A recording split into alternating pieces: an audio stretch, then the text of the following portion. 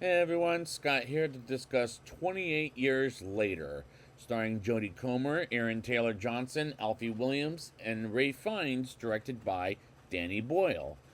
Now, before I get into this review, welcome back to Danny Boyle, not only, but the 28 Days and 28 Weeks Later retrospective. So, I remember seeing the teaser trailer for this thing, and that thing gave me goosebumps like the Nosferatu teaser trailer did. And yeah, I'm glad I saw this movie. And what do I think of it?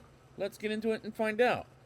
We open in the Scottish Highlands with a young Jimmy sitting with his family watching the Teletubbies on the TV until his aunt, barges in and says, "Do not move from the spot." As Jimmy gets up and sees his family, including his aunt, getting bitten and becoming the infected, which will make them zombies, as does the aunt.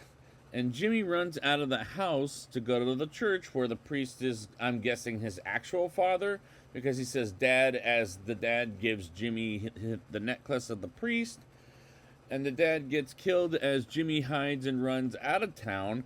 And this opener was effective, and I have a feeling something will happen to Jimmy later in the movie, and I'll get there when I get there. And we move on towards saying what happened over the years as we move on to 28 years later, where we get a lonely island where we meet hunters Jamie, played by Aaron Taylor Johnson,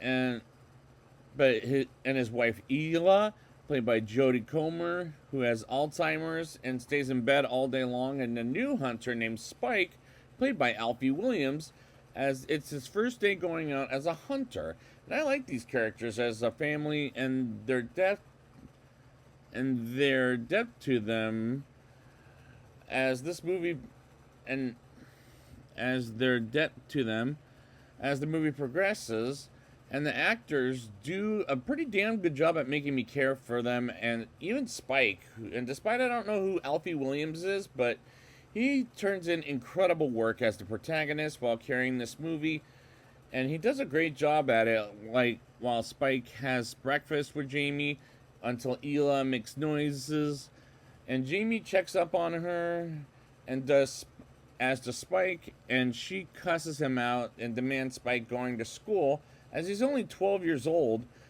And at the end of the scene, he gives her some bacon that he doesn't want to eat. And this movie is filmed with iPhones, which was a creative idea. And kudos to director Danny Boyle at filming this movie with iPhones, and it works for this purpose. Sam gives Spike a bow and arrow for his first day, and everyone in the island celebrates Spike's first day of hunting. And Jenny lets them go and says something that will be the theme of this movie, where she says, "If you stay out, there will be no admittance back to the island."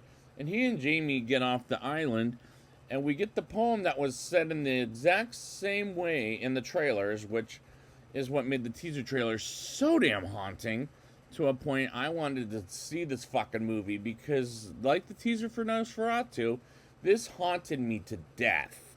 And Jamie shows Spike how around the land as we get shots of the infected eating and taking off the head of animals, which can be upsetting for some viewers. And we get a creature that I swear to God looked like a fat golem from the Lord of the Rings, where Spike shoots one in the neck and sounds like a pig, which is the way to kill these motherfuckers, while another one sneaks up on Jamie and Spike, as one looking like a kid showing up. And these scenes with the poems being said was very fucking haunting, like some scenes were in 28 Days Later.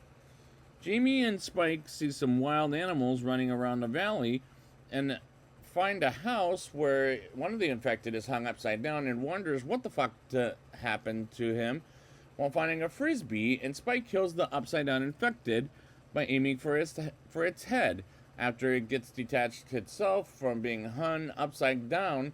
And I remember watching this clip after rewatching 28 Days Later for the first time in theaters about a month ago when it was re-released for one night only. And it scared me then, but did it scare me now? I knew it was coming after seeing it already on the. And this is a pretty scary film, but not as bone chilling as 28 Days Later. As we move on to an image of an infected ripping off a deer's head and putting it on the tree as the others eat the deer, and Jamie and Spike see the poor deer being hung on the tree, and they encounter more of the infected as they go after Jamie and Spike, which was a haunting shot as Spike and Jamie get to places where they'll kill a few of the infected. And this action sequence, as Spike misses a few of the head and hearts, but Jamie helps him out and hides in a house in the roof. And this sequence was intense for motherfucking sure. Nighttime comes and Jamie and Spike get an opportunity to escape from the land after seeing a village with fire burning, as the cinematography is great to watch throughout the movie and sometimes very frightening, like Jamie and Spike getting chased by an infected as Jenny checks their eyes at first as she says they're clean and tells the gatekeeper to open the doors, and they get in while getting the infected killed. And the score in that scene was spectacular, and the score was tremendous in my opinion.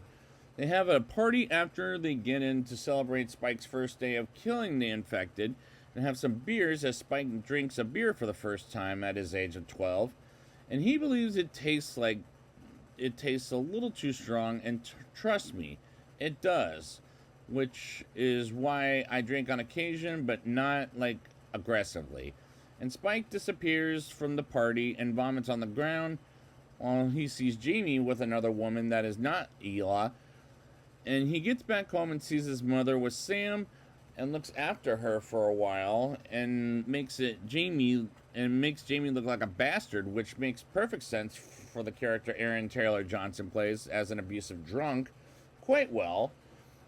While Spike learns from Sam about a doctor and his bone temple and why he set a fire, which is fantastic dialogue, and writing on the next day comes and Spike was sleeping with Ela until Jamie gets home, and there were some sounds that made me think, am I making noises? But no, it's just the movie.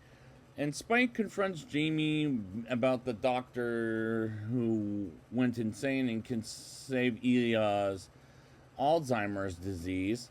And Spike is very upset and forces Jamie to leave, and we won't see him again until the end of the movie briefly, which isn't as heartbreaking as when Brendan Gleeson became the infected in 28 Days Later.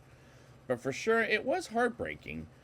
Spike thinks about taking Ela off of the island to see the doctor on the mainland without Jamie, and at first I didn't recognize Ela as Jodie Comer until I actually saw her face in the beginning of the movie, but she delivers a great performance as Spike gets Ela to a church where they rest for the night while Spike is a very heavy sleeper and he doesn't wake up while a fat golem almost eats the flesh from Spike while on watch until we see the next morning Ela saves Spike's life by killing the fat fucking golem, which can be very scary in serious situations. So thank God he's alive still. Phew! We see Ela killing the fat golem after Spike wakes up with Ela next to her, and we move on to some military men led by Eric fighting the infected and killing some of them off as they get into a tunnel and they try to find a way out of there, but the other soldiers get killed as Eric is the only survivor as an infected pulls off the neck bone from the soldier as Eric escapes, and we move on to a pregnant infected.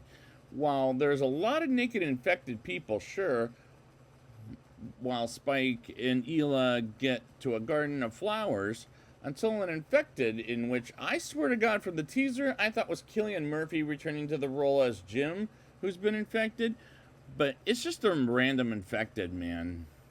So that fooled me in the teaser, and they run to a gas station where the infected followed them until Eric saves their asses by blowing up some gasoline as Spike and Ela take cover, and these scenes were scary as shit.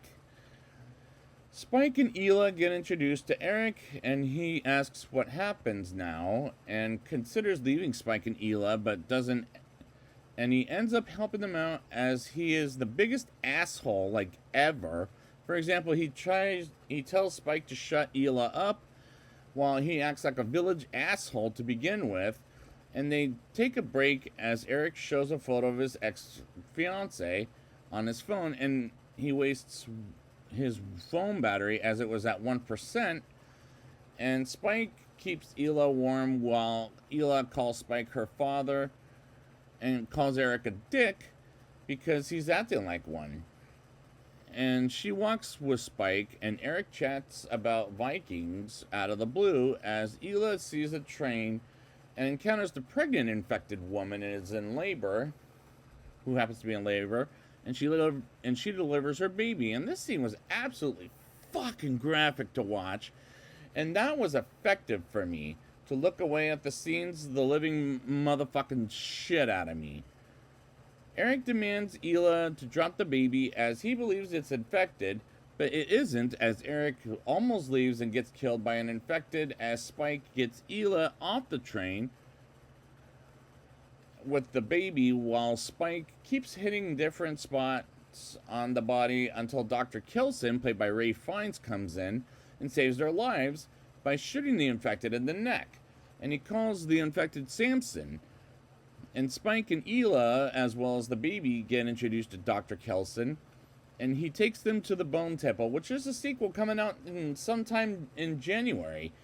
And I'm going to say it now, I love the look of the Bone Temple, and can't wait to see a whole movie of it in January, as he cremates Eric's head as Spike gives him a home in the Bone Temple, and Spike explains how he needs her help with Ela's Alzheimer's disease. And at this point, I like this movie a lot, despite it's not as good as 28 Days Later, but better than 28 Weeks Later for sure, in my opinion. Dr. Kelson says Ela has cancer of some kind, but unfortunately can't cure her, and says how sorry he is because it's spread everywhere, and it will unfortunately kill her sooner than Spike thinks, and he has no choice but to accept that, which will make Spike sad. And that was heartbreaking, but it's not the scene in 28 Days Later where Brendan Gleeson gets killed by turning into an infected, as well as the soldiers. And Spike where the soldiers are forced to kill him. And Spike is forced to take care of the baby, and Dr. Kelson lets Ela die from his shots and cremates her, and Spike puts Ela's skull in a special place, which is on top of the Bone Temple, and that feels very earned and honorable, as on my first viewing, I never checked the time in this movie once, as this movie is tightly edited, and I never wondered how much more there is there. Maybe part of it is, I was in a crowded movie theater on my first viewing. Dr. Kelson gets Spike and the baby away from the infected, and Dr. Kelson tells Spike and the baby girl to get out of there and to go back home after Spike pokes a hole in the infected. And 28 days later, Spike takes the baby to the island and writes a note telling Jamie that Ela died, and he gives the baby a name as it's Ela, after her mother, and she's not infected. And Jamie tries to get Spike back, as his note says to not look for him, and some infected encounters Spike while cooking a fish, and we get the score from 28 Days Later, and more infected comes and gets Spike until Jimmy, as an adult, shows up fighting the infected while rock music, which is playing. And I must say, a little fun fact, if you guys didn't pay attention to the rock music and what the lyrics were, I think it's the Teletubbies theme song, because I heard Tinky Winky, Lala, and Poe. I don't remember one of their names, but yeah, that's what I remember. I heard this the other day and I'm thinking, oh my god, this makes so much sense now, which did feel a bit silly, and I knew he would come back into the movie at some point, as I was right. And the climax was a little silly, but it was great, as credits rolled to footage of the movie, glimpsing back and forth between showing it and credits, as this was. Very good, but how very good was this movie? Let's talk about it in a rating. I'll give this movie a 8.4 out of 10. Not quite as good as 28 Days Later, but this is definitely better than 28 Weeks Later, as the opening was effective, and I knew somehow that it would lead Jimmy to later at the end of the film, and I was right about it. When I got there, and the actors do a pretty damn good job at making me care for the characters, as I really like them, and Alfie Williams turns in some incredible work as the protagonist while carrying this movie. And he does a great job at it. And the movie is well shot with a lot of iPhones, and kudos to director Danny Boyle at filming the movie with iPhones, and it works for that purpose. It's motherfucking intense for damn sure, but is it scary as hell? Hell yeah, it is. And it is the same. Some of the shots were horrifying to look at, but it's not as bone-chilling as 28 Days Later. And the chase sequences were absolutely thrilling, and the cinematography is great to watch throughout, and sometimes very frightening, as this is an affecting movie that works from 2003 to this day, as the score is tremendous in my opinion, and it works in 2003, and it works again in 2025. The script is fantastically written, as the movie is not as heavy as 28 Days Later, but it can get uncomfortable at times, and it was effective, sure, enough to make scenes that are graphic to just look away. And this is a solid recommendation for this movie, as I'm looking forward to seeing The Bone Temple as a movie, which will come in January. And is this movie worth seeing, in my opinion? Abso-fucking-lutely. And I will be watching this again on my TV when it comes out then, and after The Bone Temple comes out, or before The Bone Temple, excuse me. And it's just a very good movie. So I'd like to thank you guys for returning with me to not only 28 Days, 28 Weeks Later, but the Danny Boyle series. And until we get 28 years later, The Bone Temple,